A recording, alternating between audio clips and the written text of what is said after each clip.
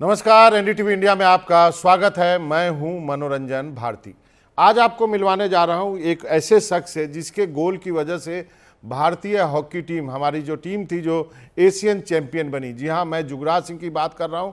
उन्हीं के एकमात्र गोल से भारत ने चीन को 1-0 से हराया और एशियाई चैंपियन बना है।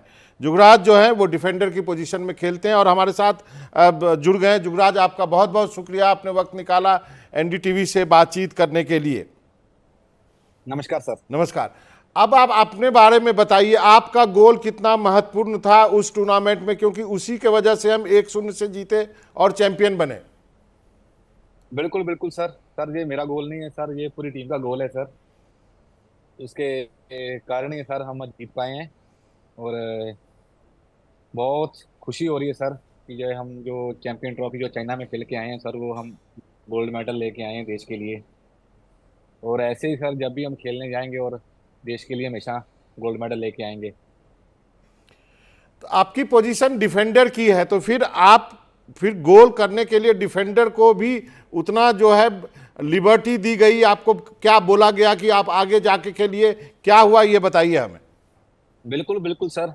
जो सर मैं डिफेंडर हूँ सर, क्योंकि सर जो हमारे राइट हाफ लेफ्ट हाफ होते हैं सर, वो भी फॉरवर्ड ही होते हैं। और मैं लेफ्ट हाफ खेल रहा था। वैसे डिफेंडर हैं वो फॉरवर्ड की भी कभी कभी वो ड्यूटी करते हैं सर। तो उस टाइम सर मैं अपनी ड्यूटी कर रहा था पूरी। और उस जो सर हमारा स्ट्रक्चर था खेलने का, तो जब मैं ओवरलैप कर रहा था खेलने के लिए, जब मैं ऊपर गया तो मुझे लगा था कि शायद मैं सेकंड पोस्ट में जाऊं तो शायद मेरे पास बॉल आ सकती है, क्योंकि सर हमारा स्ट्रक्चर खेलने का ऐसा ही होता है।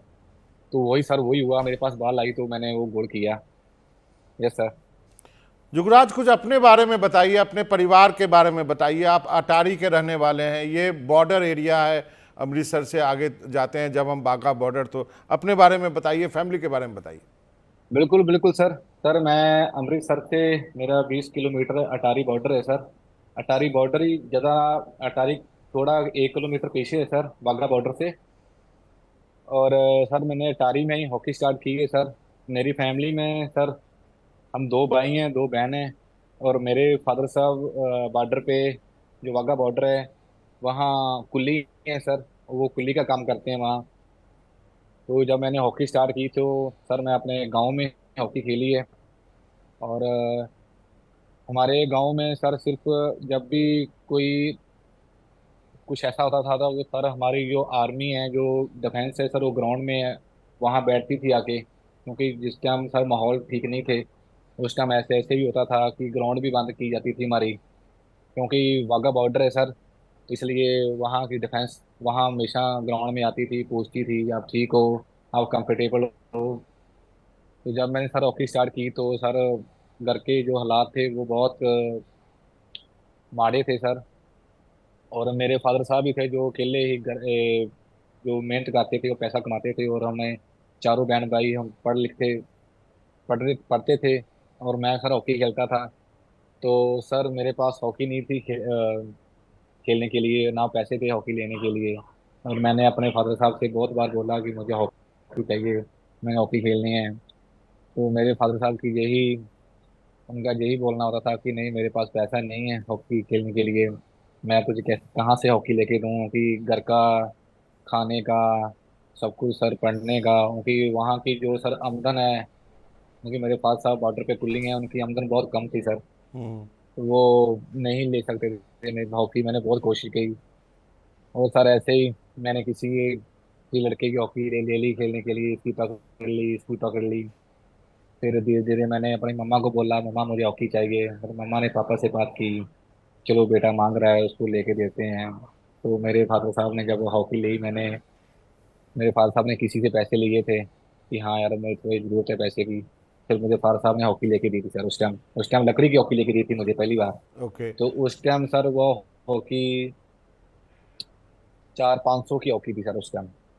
क्योंकि सर जो मेरे फादर साहब की जो सैलरी, सर सैलरी तो इधर होती नहीं है इनकी, क्योंकि ना सर गवर्नमेंट जॉब है।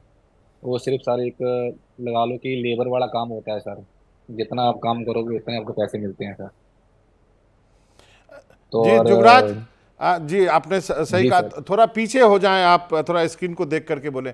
मैंने ये भी पढ़ा कि आपने खुद जो है बागा बॉर्डर पे पानी की बोतलें बेची अपना खर्चा निकालने के लिए, तिरंगा झंडे बेचे, ये क्या कहानी है? बिल्कुल बिल्कुल सर। सर जो मेरी जर्नी थी सर, मैंने अपना पूरा सब कुछ सही बताया जो मेरे साथ हुआ है। मैंने वही बताया था कि जब सर मेरे पास कुछ था नहीं था, क्योंकि मेरे फादर साहब वहाँ कुल्ली थे, तो बॉर्डर पे सर मैं और मेरा बड़ा भाई हम दोनों पानी की बोतलें बेचते थे वहाँ। और जब भी कोई सवारी आती थी वाघा बॉर्डर देखने, उनको पानी की बोतल बेचना, फ्लैग बेचना, क्योंकि जो आगे जाके वो परेड में अपना जो तिरंगा है उसको हिला सकें।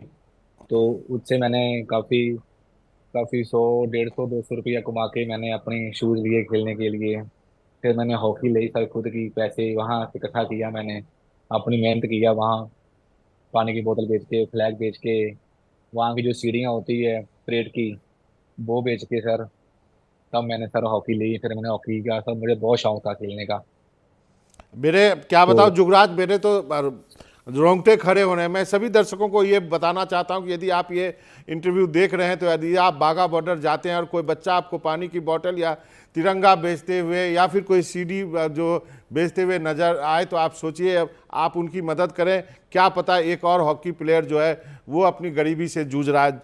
जुगराज, अब सबसे बड़ी बात यह है कि आप जिस इलाके में रहते हैं वहाँ पे सेलिंग भी बहुत होती है, बॉर्डर के उस तरफ से फायरिंग भी होती है, आपका गांव एकदम बॉर्डर पे है। उस वक्त क्या करते थे आप लोग? बिल्कुल बिल्कुल सर। सर जो हमारा गांव है सर, सिर्फ 1 किलोमीटर दूर है सर वाघा बॉर्डर से। तो जब भी सर कुछ ना कुछ होता है तो सर वो पहले अलर्ट कर देते हैं। जैसे जो हमारी ग्राउंड है, तो ग्राउंड सर, ग्राउंड में आर्मी आ जाती है, वहाँ बैठ जाती है आके, तो वो बोलते हैं कि आपको 4 बजे या 5 बजे शाम को आपको ग्राउंड खाली करनी पड़ेगी। सर ये पहले की बात कर रहा हूँ जब मैंने हम्म हॉकी स्टार्ट की थी। हम्म अब तो सर, अब तो बहुत कुछ बदल गया है, अब तो बिल्कुल ठीक है। अब तो आप शाम को भी 5 बजे भी 6 बजे भी खेल सकते हो, नो प्रॉब्लम, कोई इशू नहीं है। उसकी पहले बात कर रहा हूँ सर, उस टाइम बहुत प्रॉब्लम थी ग्राउंड की, क्योंकि वहाँ जब उस टाइम के हालात भी सर काफ़ी खराब थे, क्योंकि सर बॉर्डर एरिया है, आपको पता है सर बॉर्डर एरिया में ये चीज़ें होती रहती है। जुगराज, भारतीय हॉकी की यदि बात करें तो अब भारतीय हॉकी लगातार ऊपर उठती जा रही है। हमने ओलंपिक में बैक टू बैक कांस्य पदक जीता, फिर से हम जो है एशियन चैंपियन बने। तो आप उन बच्चों को क्या कहेंगे जो पंजाब के गांव में गरीबी से जूझते हुए हॉकी को खेलना चाहते हैं? बिल्कुल बिल्कुल सर, देखा जाए तो सर अपनी जो इंडियन हॉकी टीम है सर, उन्होंने sir back to back medal लिए हैं सर। पहले सर टोक्यो में हमारा ब्रॉन्ज मेडल आया था ओलंपिक में, अब सर पेरिस में आया है। सर एशियन गेम्स में हमारा गोल्ड मेडल है सर। अभी सर एशियन चैंपियन ट्रॉफी में सर हमारा गोल्ड मेडल है। और सर मैं देखा जाए तो सर हमारी अटारी ग्राउंड में सर, जो अटारी हॉकी ग्राउंड है सर, वहाँ पे सर 100 प्लस बच्चा हॉकी खेल रहा है हमारे बहुत गाँव अच्छा। में। और सर ये हमारे लिए बहुत बड़ी बात है, हमारे देश के लिए बहुत बड़ी बात है कि यहाँ पे जो अटारी बॉर्डर है, जो बिल्कुल बॉर्डर के पास है अटारी गांव में, वहाँ 100 प्लस बच्चा खेल रहा है। तो मैं सर यूथ को यही बोलना चाहता हूँ कि ज़्यादा से ज़्यादा आप स्पोर्ट्स में आए, हॉकी में आए, फुटबॉल में आए, कोई भी गेम में आए। तो मैं यही बोलना चाहता हूँ कि ज़्यादा से ज़्यादा आप स्पोर्ट्स में आए, जी।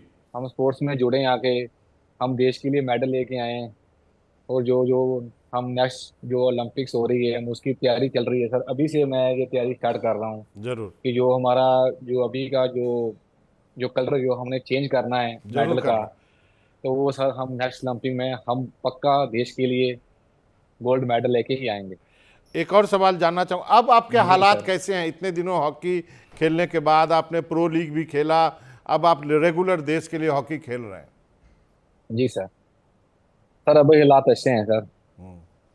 बिल्कुल सर, अभी बहुत खुशी है सर, जब भी मैं गांव में आता हूँ मेरा अच्छे से सम्मान करते हैं सर, बहुत खुशी होती है। और जो हमारे गांव में बच्चे खेलते हैं मैं उनको भी बोलता हूँ कि आप भी मेहनत करें, अच्छी हॉकी खेलें। जब आप इंडिया टीम में खेलोगे, फिर हम आपका स्वागत करने के लिए खुद आएंगे। जरूर। क्या आप ये भी बच्चों को कहते हैं कि पंजाब जो है बदनाम है नशे के लिए, उससे दूर रहें और दूर रहें बिल, और खेलों में ध्यान दें? बिल्कुल बिल्कुल सर। ये तो सर हर सिटी में है, पंजाब में तो आपको पता ही है सर हालात कैसे हैं।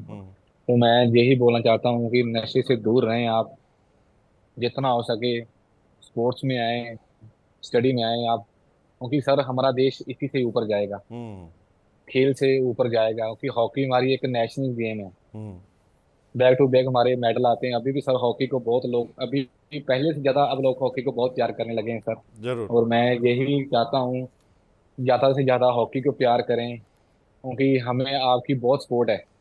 और आगे भी हमें आपकी सपोर्ट चाहिए, कि जो हमारा नेक्स्ट जो जो अमेरिका में जो ओलंपिक्स हो रही है, हम उसमें गोल्ड मेडल लेके आए। जरूर। और आपका जो आशीर्वाद है सर, हमेशा हमारे ऊपर रहे, पूरे देश का। और मैं प्राइम मिनिस्टर साहब का मैं बहुत बहुत धन्यवाद करता हूँ, जब भी हम खेल के आते हैं वो वो मिलते हमें हैं, बुलाते बात हैं। करते हैं। और जरूर। बिल्कुल सर, हमेशा हमसे बात करते हैं कि हम सेमीफाइनल मैच जीतते हैं, तभी उनका फोन आता है, कॉल आता है, शुभकामनाएं देते हैं हमें जरूर। कि इस बार जरूर मेडल लेके आना। हम हर बार अपना पूरा 100% देते हैं सर, ग्राउंड में, of the field, on the field sir. तो ऐसे ही एक सर अब जो जो एक जी सर। अंतिम सवाल, एक अंतिम सवाल है जुगराज। मैंने इस जी टूर्नामेंट के शुरू होने के पहले मैं विवेक सागर से और सरपंच साहब जी हरमनप्रीत जी से, सर। दोनों से बात कर रहा था। दो प्लेयर जी के बारे में जल्दी से बता दीजिए, एक सरपंच साहब हरमनप्रीत के बारे में, और दूसरा आप जो हमारे गोलकीपर जो अब नहीं हैं हॉकी टीम में, अब कोच हो गए हैं, उनके बारे में। बिल्कुल बिल्कुल सर। जो हमारे लेजेंड प्लेयर हैं श्रीजेश, हम्म। उनका तो सर, वो तो सर लेजेंड है, उनके बारे में लीजेंड कुछ है। नहीं बोल सकता। उनके लिए कुछ के लिए बोलने के लिए मेरे पास कोई सवाल नहीं है, ना हम सवाल कुछ कर सकते हैं, क्योंकि उन्होंने देश के लिए, वो पेनल्टी शूट आउट में हॉकी जिस के तरह से लिए। उन्होंने बचाया था ओलंपिक में, बिल्कुल वो बिल्कुल सबको याद रहेगा। बिल्कुल बिल्कुल सर। जब तक सर हम जिंदा हैं तब तक सर वो याद रहेगा, रहेगा। पूरे देश को याद रहेगा सर। बिल्कुल सर। और वो मैच भी याद रहेगा जो आप लोगों ने 10 खिलाड़ियों के साथ खेला। इंग्लैंड के साथ, बिल्कुल हाँ। बिल्कुल सर, बिल्कुल बिल्कुल सर। वहाँ वो मैच तो सर पूरी सदियां याद रहेगा हमें, जरूर। क्योंकि वो हमारा मैच बहुत बहुत बड़ा मैच था सर। और सर देखा जाए तो सर वो क्वार्टर फाइनल मैच था हमारा हाँ, सच में। सर। जो वो मैच हम जीते तभी हम सर सेमीफाइनल मैच खेल पाते। और तो अंत वो में, मैच हमारे लिए। हाँ जी, जी सर। जी जी जी, खत्म करें। और अंत में वो हरमनप्रीत के बारे में। बिल्कुल बिल्कुल सर। वो बहुत सीनियर प्लेयर हैं और काफी अच्छे प्लेयर हैं।